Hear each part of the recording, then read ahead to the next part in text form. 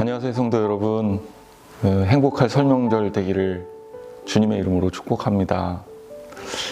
참 가족들이 모여서 행복해야 될 시간들이 행복하지 못할 수가 있는 그런 어떤 환경이 되는 경우가 많은 것 같아요. 더구나 요즘에 이 상황이 그렇게 여러분들의 마음이 넉넉하고 행복하지만은 않으리라 생각합니다. 하지만 더 뜨겁게 이럴 때일수록 사랑하고 아꼈으면 좋겠고, 주 안에서는 평안하고 더욱더 행복했으면 좋겠습니다. 가정이라는 단어가 영어로 집을 의미하는 하우스가 있고요. 그리고 가정을 의미하는 홈이 있어요. 근데 가끔은 우리가 가정을 마치 건물을 드는 듯한 장소적 공간으로 생각하는 경우가 참 많아요. 그러지 말고 우리들이 언제든지 쉴 수 있고 에너지를 얻을 수 있는 그런 스위트 홈이 되었으면 좋겠다라는 생각을 해봅니다. 우리 한양제일교회 각 가정이 주님의 사랑으로 넘치는 가정이 돼서 특별히 2021년도의 설 명절에도 세상 어떤 가정보다도 가장 행복한 믿음의 명문가가 되기를 바랍니다. 행복한 설 되세요.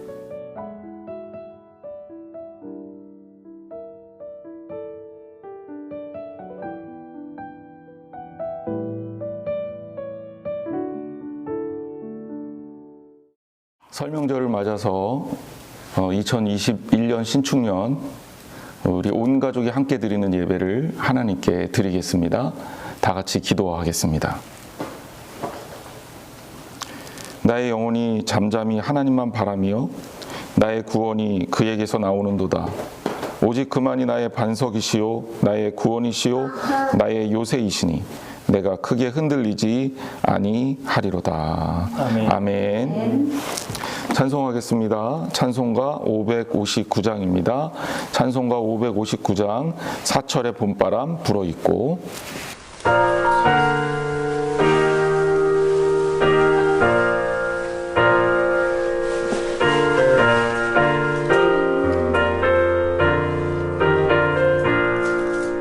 사철의 봄바람 불어있고 하나님 아버지 모셨으니 믿음의 반석도 든든하다.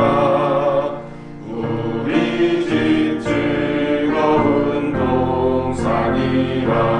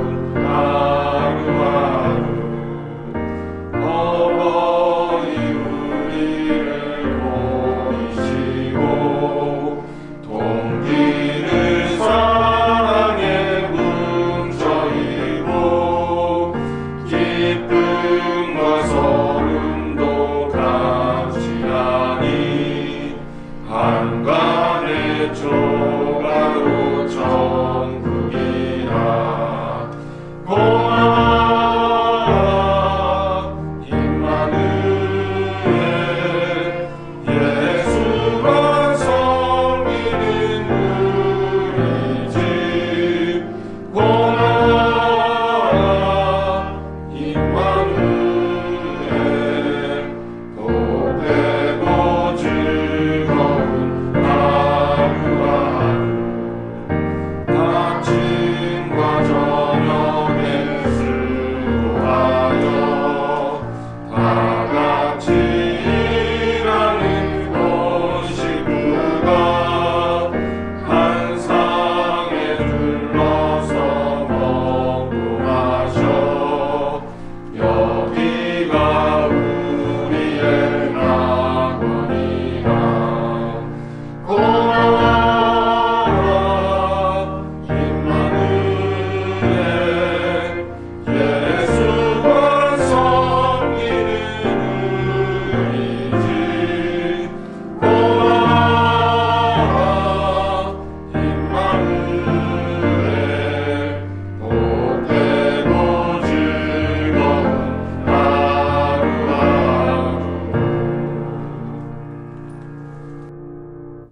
조상현 목사님 대표 기도 해주시겠습니다.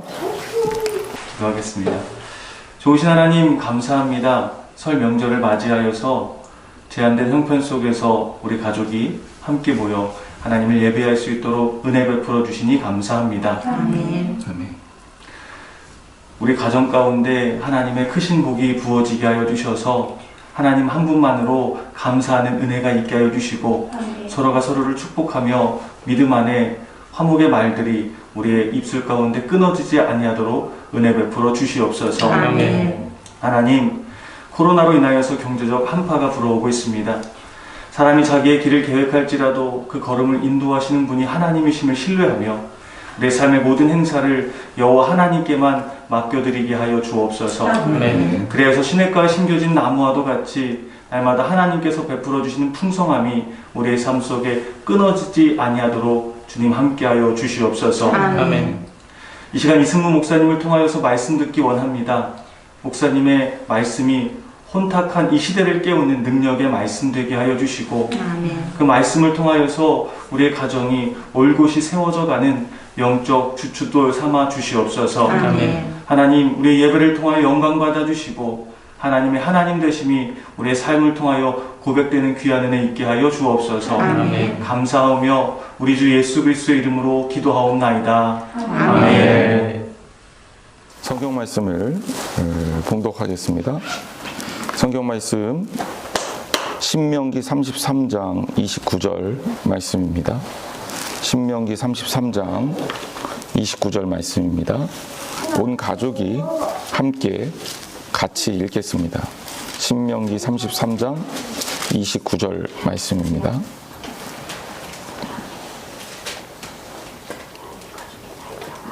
같이 읽을게요.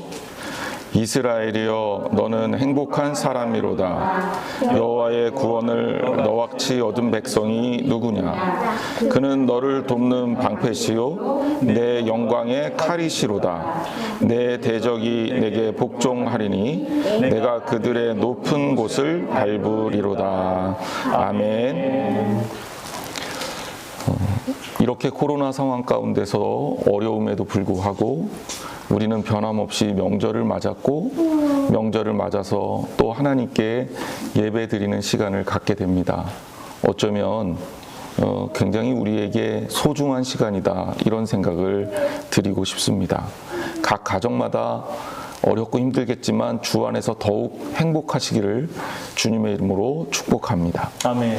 행복통조림의 저자 송기론 목사님은 그의 책에서 패밀리라는 단어를 이렇게 설명합니다. 패밀리라는 단어는요, F-A-M-I-L-Y 이런 글자들이 6글자가 모여졌거든요. F-A는 father의 준말이다. 그렇죠? F-A, father. 그 F-A가 father의 첫 글자죠.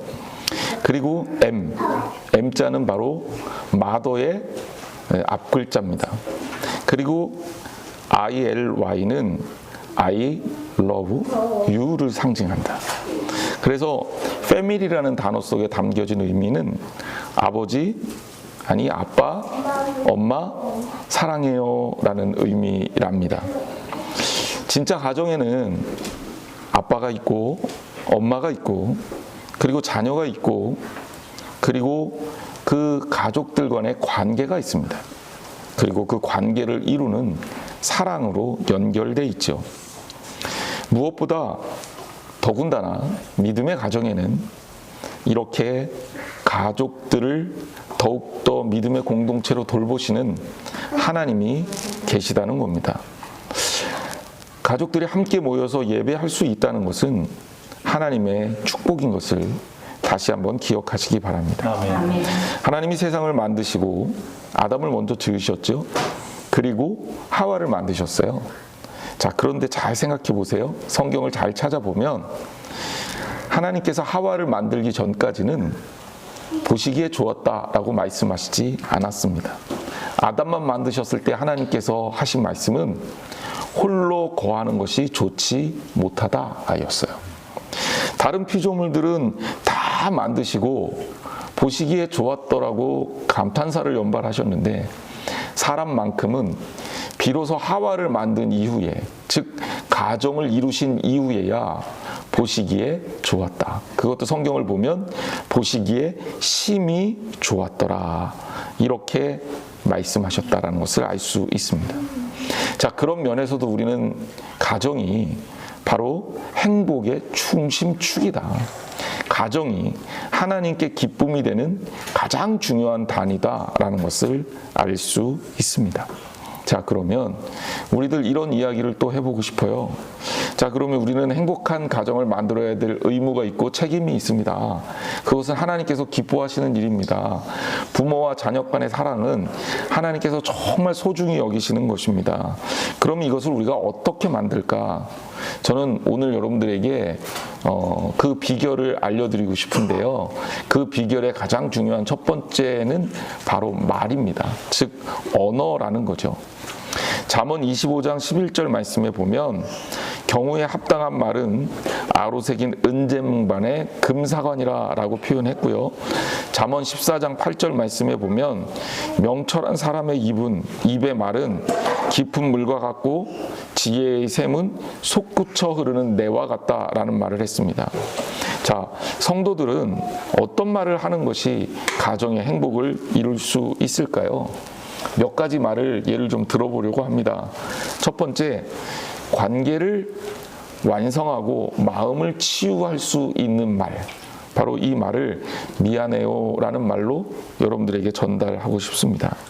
사람은 자존심의 동물이에요. 실수를 하고 잘못을 했다 하더라도 잘못을 인정하기가 쉽지 않습니다. 그러나 아름다운 관계는 그 잘못을 인정할 때 바로 잡히는 겁니다. 미안해요 라는 말을 여러분 각 가정에서 하기를 어려워하지 말기 바랍니다. 때로는 어려운 일을, 또 잘못한 일을 했을 때 부모도 자식에게 미안하다고 얘기할 수 있어야 되고요, 자식이 부모에게 죄송합니다 라고 얘기할 수 있어야 합니다. 남편과 아내가 서로가 서로에게 미안하다고 얘기하는 것은 좋은 일이지 나쁜 일이 아니다. 두 번째는 고마워요 라는 말을 더 많이 했으면 좋겠습니다. 어떤 아내가 남편에게 이런 이야기를 했대요. 당신 나한테 어떻게 그렇게 관심이 없냐? 어떻게 살면서 나한테 옷 한 번 사준 적이 없냐?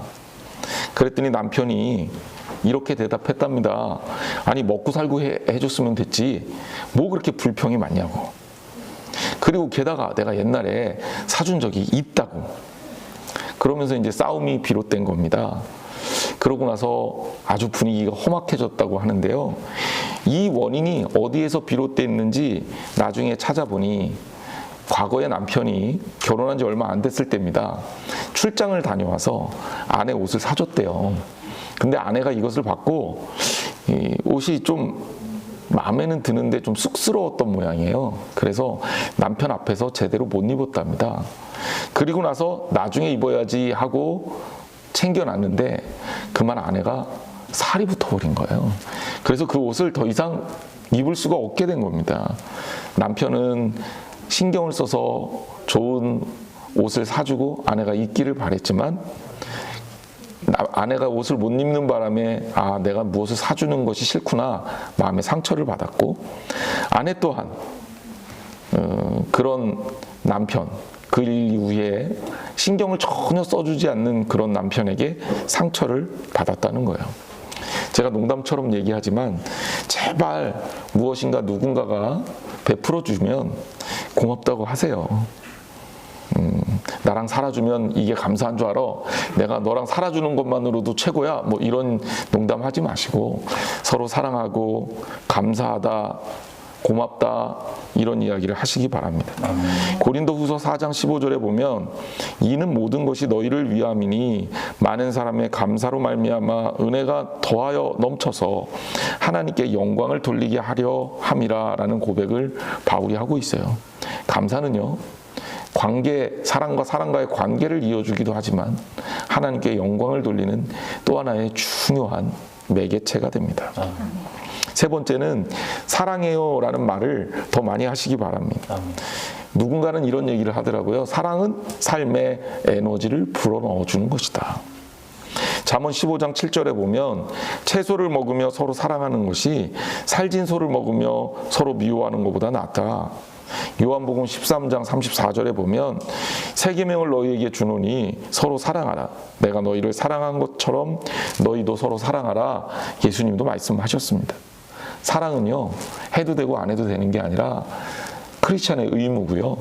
더구나 하나님께서 이어주신 운명 공동체인, 혈연 공동체인 우리 가족에게 있어서 사랑은 그 가정을 유지하는 가장 중요한 에너지입니다. 그러므로 여러분 더욱 뜨겁게 사랑하시기를 주님의 이름으로 축복합니다. 아멘. 마지막 네 번째, 기적을 일으키는 언어가 있대요. 바로 그것이 축복해요라는 말입니다. 말이 씨가 된다는 이야기가 있습니다. 누군가에게 축복을 하면 그 사람은 정말 잘 될 거다. 누군가를 저주하면 그 사람은 정말 안 될 거다라는 거죠. 언어는 존재의 집입니다. 그래서 어떤 존재를 규정하기도 해요. 사람을 사랑하고 축복하는 말을 쓰는 것은 그 사람을 행복하게 하고 그 사람의 존재를 아름답게 만들어 주는 거죠. 창세기 12장 3절에 보면 너를 축복하는 자에게는 내가 복을 내리고 너를 저주하는 자에게는 내가 저주하리니 땅의 모든 족속이 너로 말미암아 복을 얻을 것이라 하신지라 그랬습니다. 믿음의 조상 아브라함에게 주신 축복이죠. 그리고 그 축복은 우리 크리스천들에게도 이어지고 있습니다. 우리가 축복하게 되면 하나님께서는 그 사람을 복을 주실 거고요. 우리가 저주하게 되면 그 사람을 하나님께서는 저주하리라 라고 말씀하신 겁니다. 여러분 축복하십시오. 특별히 사랑하는 가족들에게 더욱더 뜨겁게 가슴으로 축복하십시오. 축복은 어두웠던 상황을 반전시킵니다. 축복은 기적을 일으킵니다. 하나님의 사람들이 서로 더 뜨겁게 축복할 때 하나님께서 기뻐하실 겁니다. 코로나로 인해서 온 가족들이 어려움이 있습니다. 어려울수록 서로 사랑으로 돕고 축복하는 우리 귀한 가정들 되기를 주님의 이름으로 간절히 축원합니다. 아멘. 기도하겠습니다. 하나님 감사합니다. 이렇게 가정이 모여서 하나님께 예배드릴 수 있도록 도와주신 것 감사합니다. 어려운 환경 속에서도 주님 바라보고 주님의 가정을 이룰 수 있도록 도와주시는 은혜 감사합니다. 우리 가정들 각 가정마다 하나님께서 축복하셔서 건강하게 하시고 코로나 과정 속에서도 건강 잃지 않고 다른 이들에게 선하고 사랑을 베푸는 귀한 축복된 가정 되게 하여 주옵소서. 2021년도에는 더더군다나 우리 자녀들은 하나님의 축복 가운데 아름답게 자라게 하시고 부모들은 건강하게 하시고 남편과 아내의 관계가 사랑의 관계로 회복되고 그리고 행복한 가정을 이루기에 부족함이 없도록 도와 주옵소서. 그래서 하나님께서 주관하시는 우리 교회의 각 가정이 될 수 있도록 하나님 함께하여 주옵소서. 예수님의 이름으로 기도했습니다. 아멘. 이제는 우리 주 예수 그리스도의 은혜와 하나님 아버지의 놀라우신 사랑하심과 성령님께서 이끌어 주시는 교제하심이 2021년도 설 명절을 맞이하여 각 가정에서 예배를 드리며 예배를 통해 더욱더 행복한 가정을 우리의 말과 행동으로 이루기를 소원하는 사랑하는 성도들 머리 위에 영원토록 함께 하기를 축원하옵나이다. 아멘.